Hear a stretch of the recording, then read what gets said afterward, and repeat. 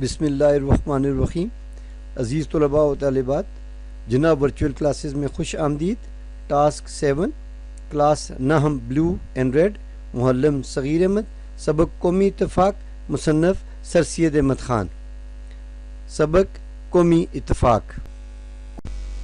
قوم کا لفظ ایک ایسا لفظ ہے جس کے معنی پر کسی قدر غور کرنا لازم ہے۔ زمانہ دراز سے جس کی ابتدا تاریخی زمانے سے بھی بالاتر ہے۔ قوموں کا شمار کسی بزرگ کی نسل میں ہونے یا کسی ملک کا باشندہ ہونے سے ہوتا تھا۔ باشندہ بندہ محمد رسول اللہ صلی اللہ علیہ وآلہ وسلم، جس پر میرے ماں باپ قربان ہو جائیں، آپ صلی اللہ علیہ وآلہ وسلم نے اس تفرقہ قومی کو جو صرف دنیاوی اعتبار سے تھا مٹا دیا اور ایک روحانی رشتہ قوم قائم کیا جو ایک حبل متین یعنی مضبوط رسی یا حقیقت ایمان لا الہ الا اللہ محمد رسول اللہ سے مضبوط تھا۔ تمام قومی سلسلے، تمام قومی رشتے سب کے سب اس روحانی رشتے کے سامنے نیست و نابود ہو گئے۔ نیست و نابود مٹ جانا یا برباد ہو جانا، اور ایک نیا روحانی بلکہ خدائی قومی رشتہ قائم ہو گیا۔ اسلام کسی سے نہیں پوچھتا کہ وہ ترک ہے یا تاجک، وہ افریقہ کا رہنے والا ہے یا عرب کا، وہ چین کا باشندہ ہے یا ماچین کا، وہ پنجاب میں پیدا ہوا یا ہندوستان میں، وہ کالے رنگ کا ہے یا گورے رنگ کا، بلکہ جس کسی نے کلمہ توحید کو مستحکم کیا یعنی مضبوط کیا، وہ ایک قوم ہو گیا، کیونکہ خدا نے خود فرمایا ہے بے شک تمام مومن آپس میں بھائی بھائی ہیں، بس اپنے بھائیوں کے مابین مصالحت کراؤ، مصالحت صلح، اور اللہ سے ڈرو تاکہ تم پر رحم کیا جائے۔ مجھے اس بات کے دیکھنے سے نہایت افسوس ہے کہ ہم سب آپس میں بھائی بھائی تو ہیں مگر مثل برادران یوسف علیہ السلام کے ہیں، پس آپس میں دوستی اور محبت، یکدلی اور یکجہتی اتفاق بہت کم ہے۔ حسد، بغض، عداوت دشمنی کا ہر جگہ اثر پایا جاتا ہے، جس کا نتیجہ آپس کی نا اتفاقی ہے۔ شیطان جس نے خدا سے وعدہ کیا ہے کہ میں ضرور ان کو تیری صراط مستقیم سیدھا راستہ سے ہٹا کر رہوں گا، وہ بظاہر ایک مقدس پاک اور نورانی ہیلے بہانے سے ان روحانی بھائیوں میں نفاق ڈالنے میں کامیاب ہو جاتا ہے، اور جس طرح کہ ہمارے باپ حضرت آدم علیہ السلام اس کے فریب کو خالص دوستی سمجھ کر دھوکے میں آ گئے، اسی طرح ہم بھی اس کے دھوکے میں آ جاتے ہیں اور نفاق کو جو ہر حالت میں مردود ہے ایک مقدس لباس پہناتے ہیں۔ ہم اپنی ناسمجھی سے اس مقدس لباس کو خلت سمجھنے لگتے ہیں، خلت شاہی لباس۔ کون شخص ہے جو اس بات کو نہیں جانتا کہ جس نے لا الہ الا اللہ کہا وہ مسلمان ہے، جس نے ہمارے قبلے کو اپنا قبلہ بنایا وہ مسلمان ہے، اور جو مسلمان ہے وہ ہمارا بھائی ہے۔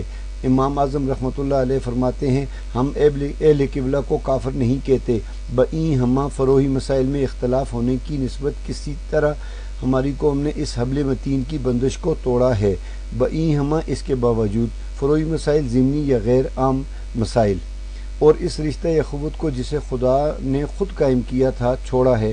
ان نا اتفاقیوں نے ہماری قوم کو نہایت ضعیف، کمزور اور ٹکڑے کر دیا ہے۔ جمعیت کی برکت سے ہماری قوم سے جاتی رہی ہے۔ جمعیت اکٹھا کرنا، قومی ہمدردی، قومی ترقی اور قومی امور کے سر انجام دینے میں ان نالائق نا اتفاقی نے بہت کچھ اثر بد پہنچایا۔ امور کام پس ہماری قوم ترقی کا سب سے اول مرحلہ یہ ہے کہ ہم آپس میں محبت سے اس عداوت اور نفاق کو یکتائی اور یکجہتی سے تبدیل۔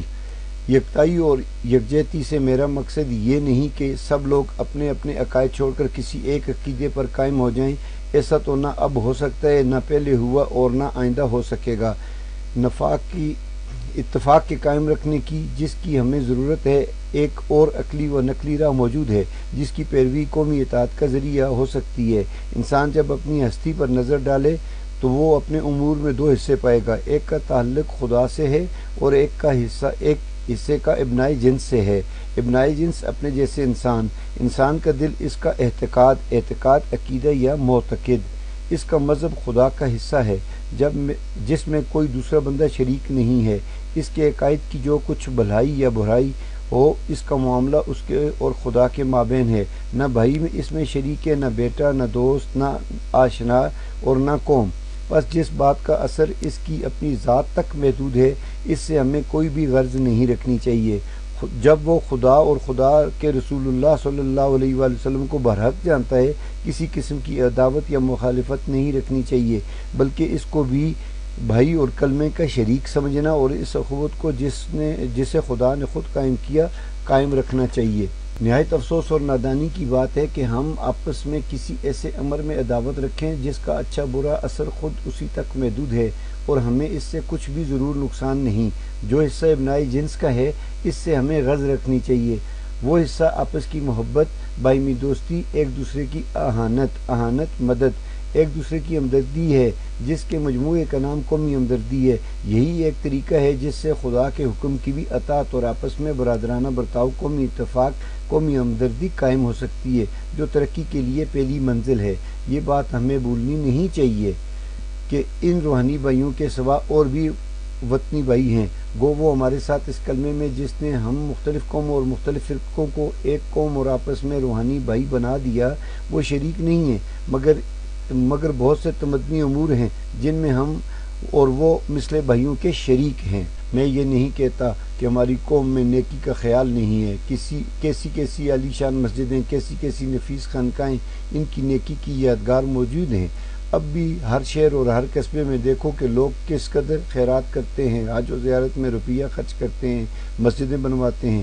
ایسا کوئی کام جس میں ان کی دانست میں مذہبی نیکی ہو، دل و جان سے مصروف ہوتے ہیں۔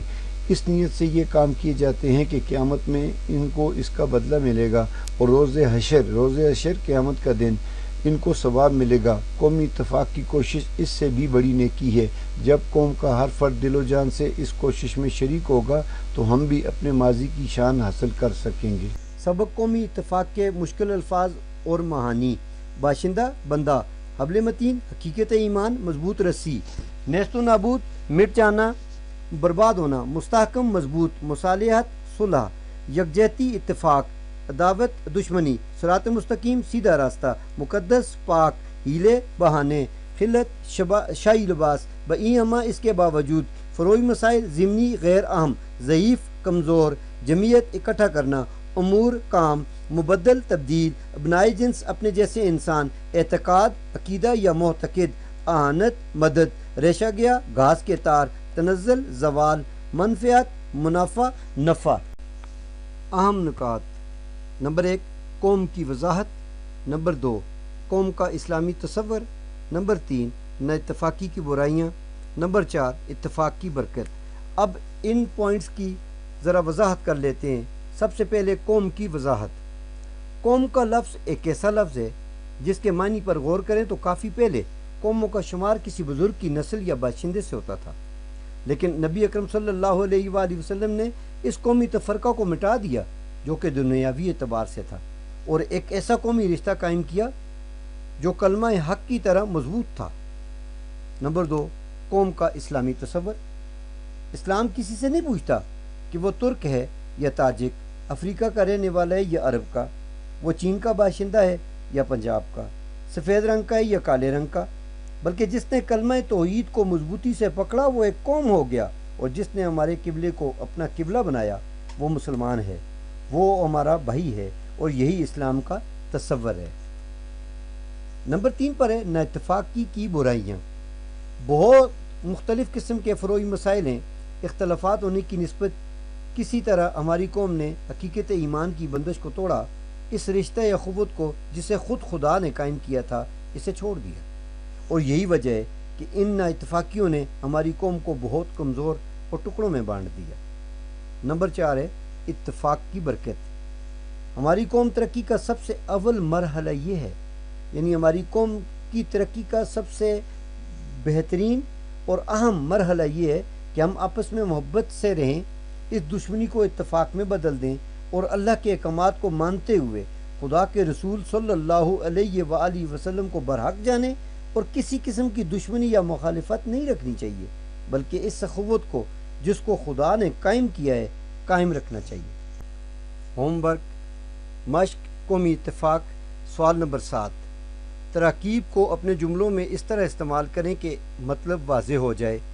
زمانہ دراز، مستحکم، یکجہتی، نفاق، بئی ہمہ، رشتہ اخوت، برادرانہ برتاؤ، تنزل، پردہ پوشی۔ سوال نمبر 8، جملہ فعلیہ کی تعریف کریں اور 5 جملہ فعلیہ لکھیں اور ان میں فاعل، مفعول، اور فعل کی نشاندہی کریں۔ اپنا اور اپنے گھر والوں کا بہت خیال رکھیے گا۔ اللہ حافظ۔